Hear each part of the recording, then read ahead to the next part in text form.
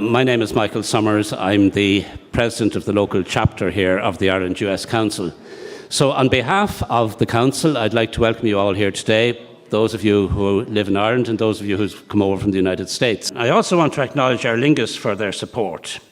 Our Lingus has been a wonderful marketing partner for the Ireland-US Council for a long time, and we greatly value their support, and we're always delighted to welcome a representative from the airline to a Council event. Declan Kearney is my name. I'm Director of Communications in Aer Lingus, and I'm delighted to be here, and we're delighted to support the Council.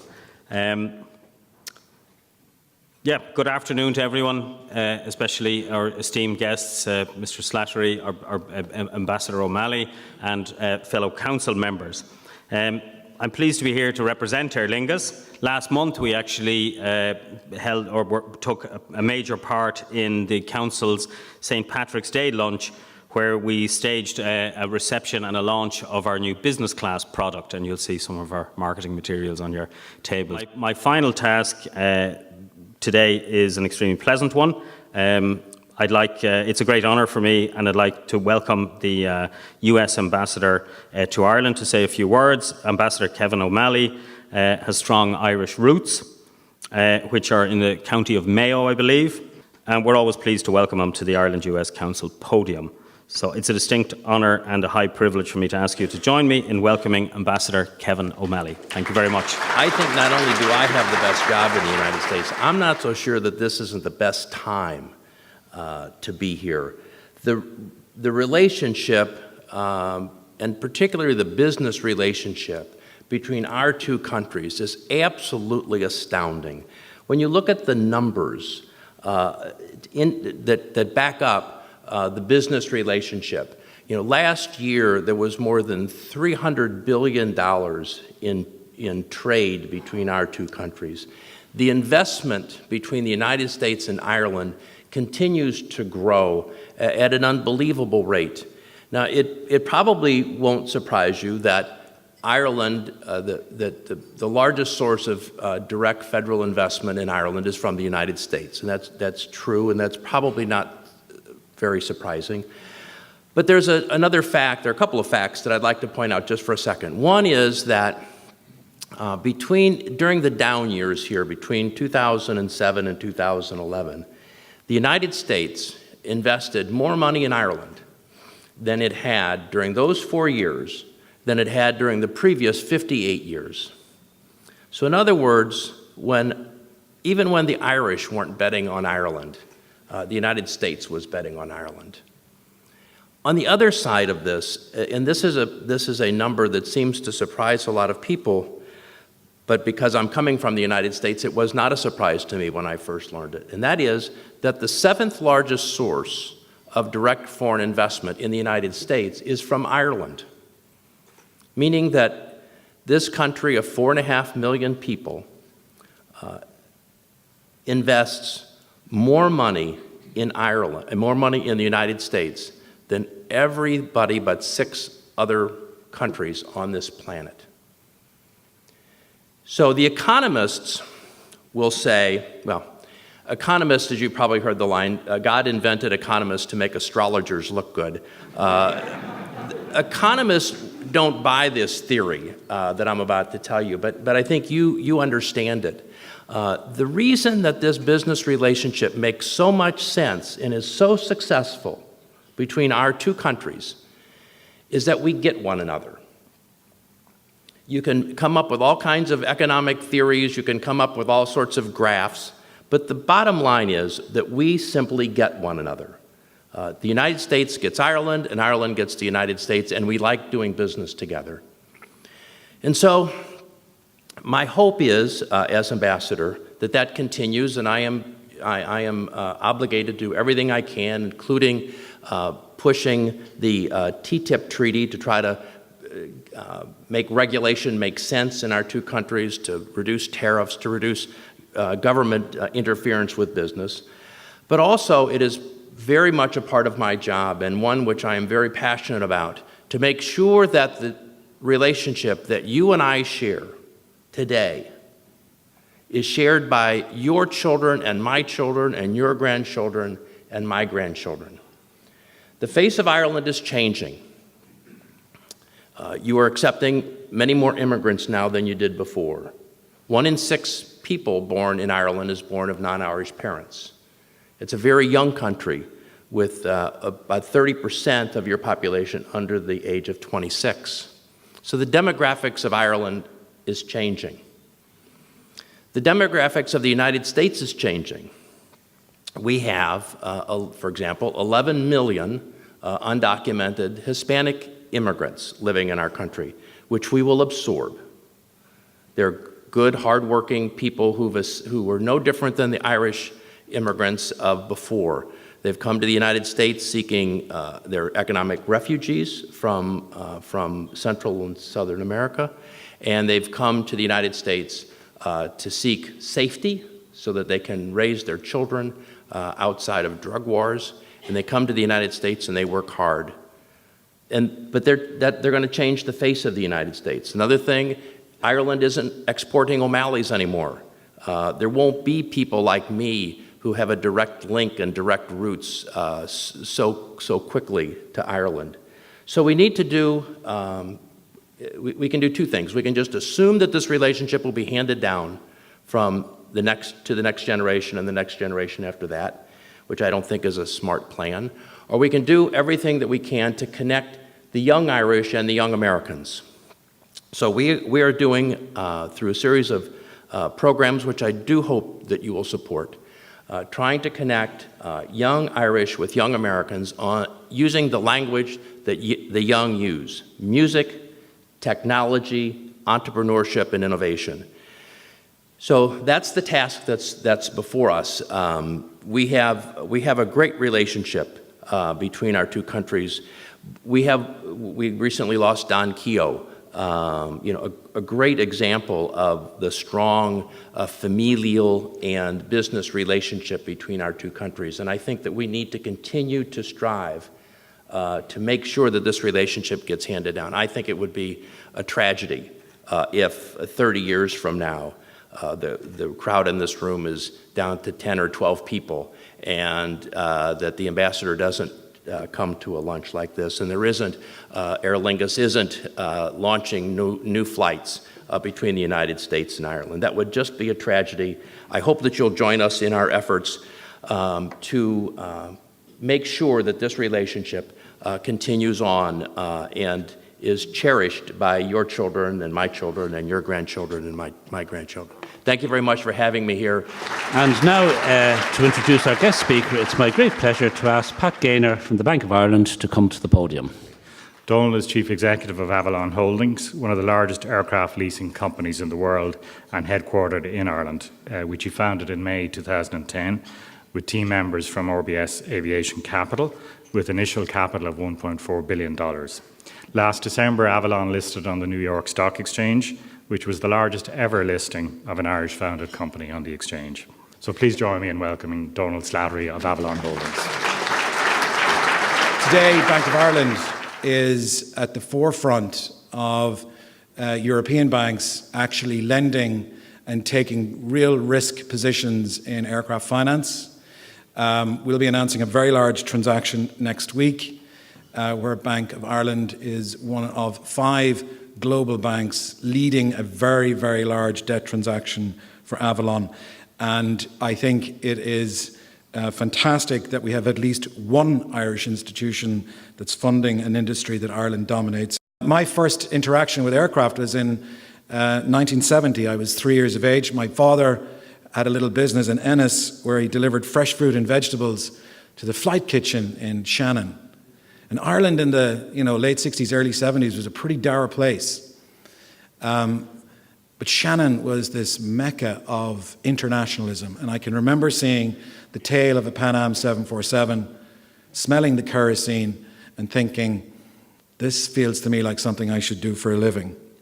And then we get up to the mid-70s and you have this young Aer Lingus executive called Tony Ryan who had a wonderful idea, and as an entrepreneur in 1975, against all the odds, established a business called Guinness Peat Aviation. And Guinness Peat Aviation was, in many ways, the rising star during the 70s and 80s. and then it became a fundamental black hole in 1992 at the failed IPO. And for many, many years, people in Ireland perceived GPA as a failure, where in fact the reality is GPA became the DNA, or the stable, if you like, for what Ireland is today, which is the dominant global player in a very, very large industry called aviation finance. And just to put some stats on that, this year alone, $125 billion of airplanes will be financed. It'll be $130 billion next year, and so on and so forth.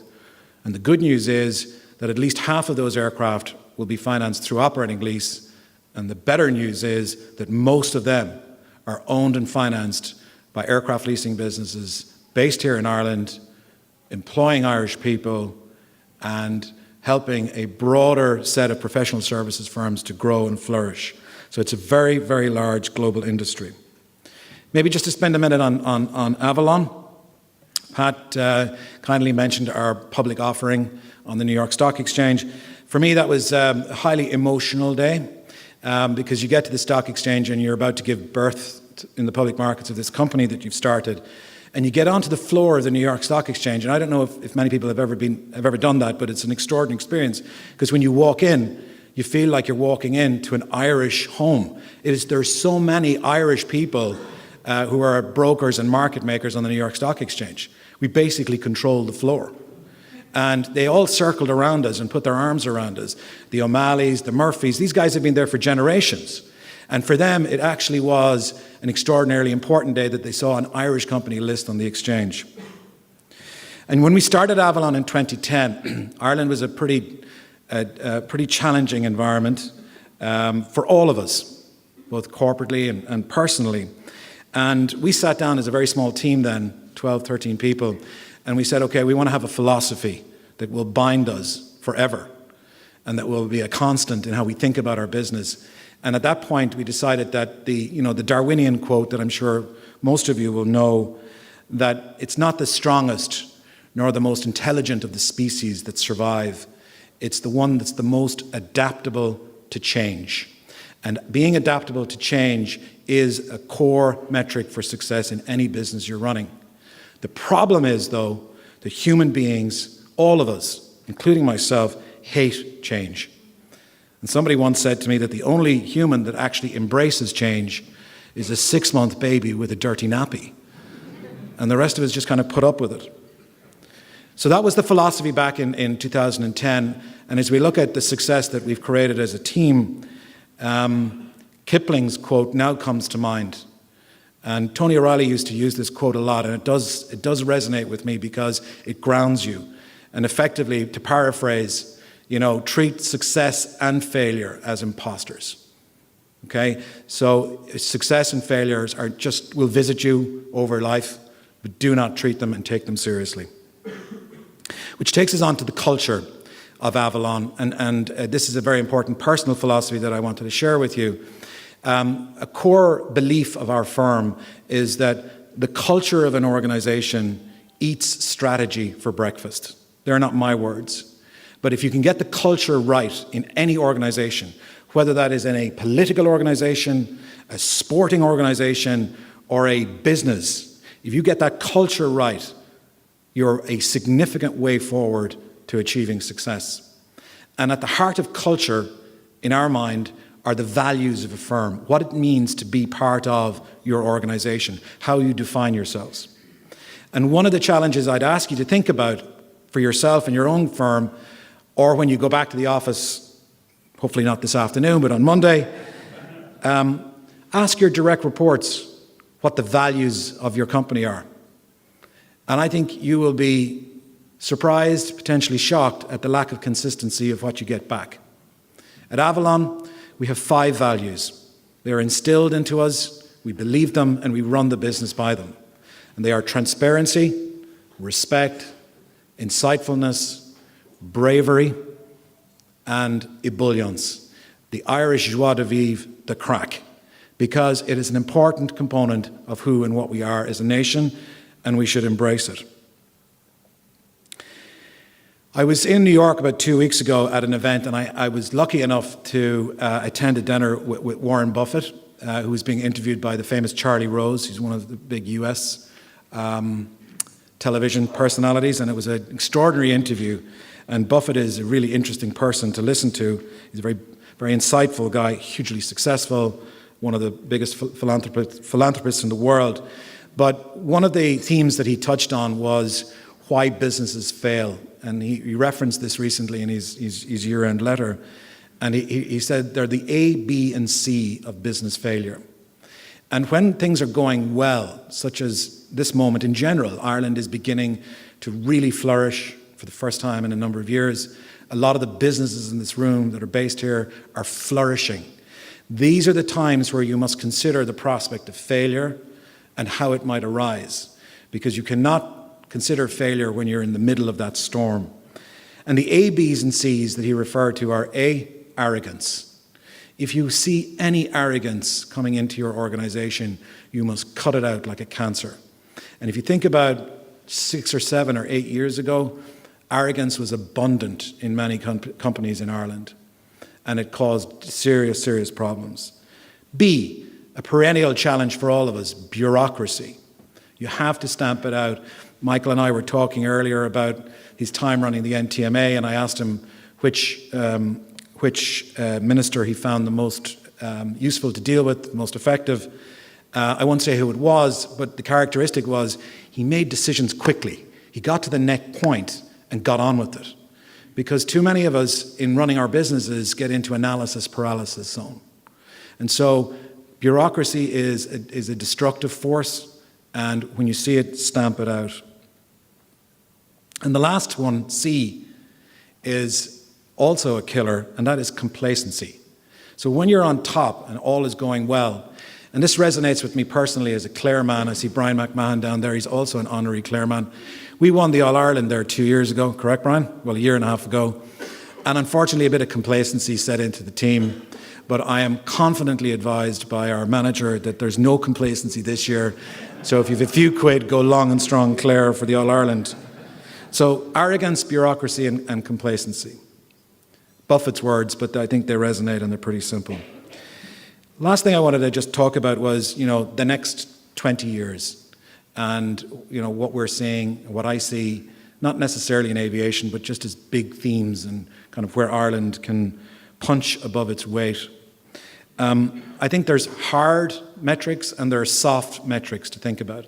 Hard metrics are, what are the industries that are really going to flourish and create value, shareholder value, create jobs, and build businesses? And in my mind, I would summarize it to the 60s, 70s, and 80s, and 90s were all about hardware.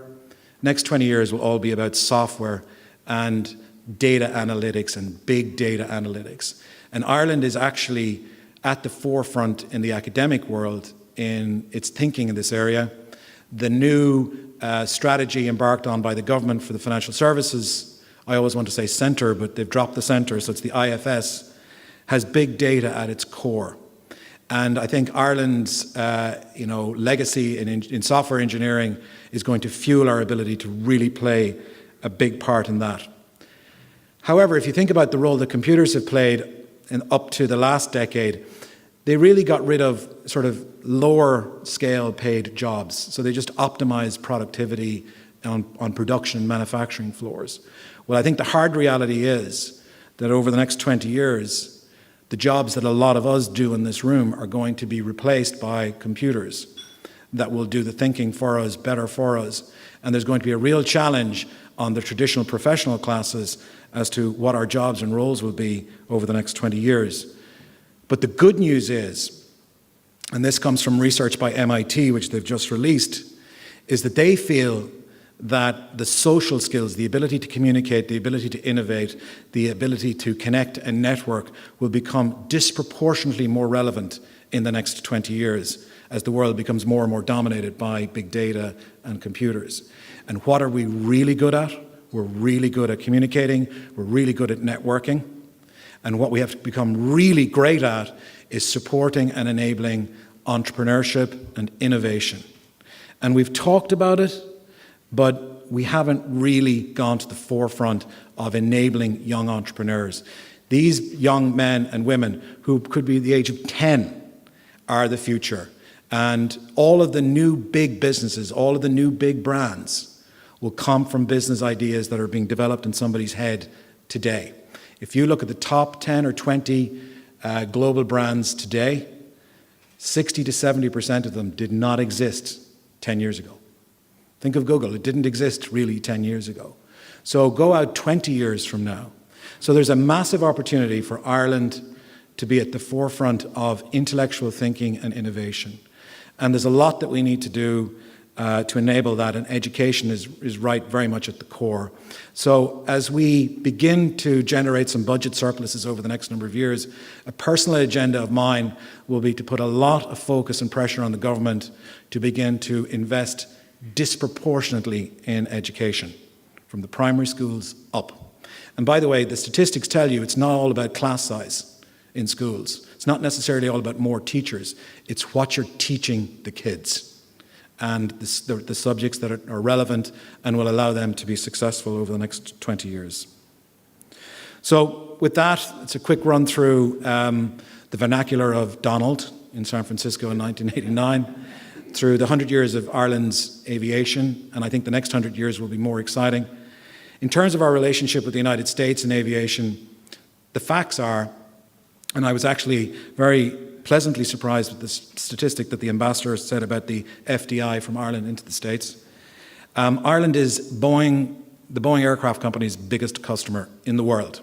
So when you include the airlines that are resident here and the leasing companies that are resident here, we are Boeing's biggest customer. We are General Electric's second biggest customer, and these are major industrial employers in the United States that are both politically and strategically relevant to the United States. So we are big counterparties of the big industrials in the United States. They know that, we know that. It's a very collaborative, very supportive relationship. And when Ray Connor came over last year to act as the opener for the Pioneers and Aviators showing in the National Concert Hall in January of last year, he made that statement very clearly. So I suspect that we'll see quite a bit of significant direct investment from the Boeing company into Ireland over the next number of years because they want to, but the area they want to do it in is in data and data analytics. So core to what we are good at. So Roddy, Feely, thank you very much for inviting me to speak with you today. I hope I didn't ramble on too long, and thank you for your support and interest.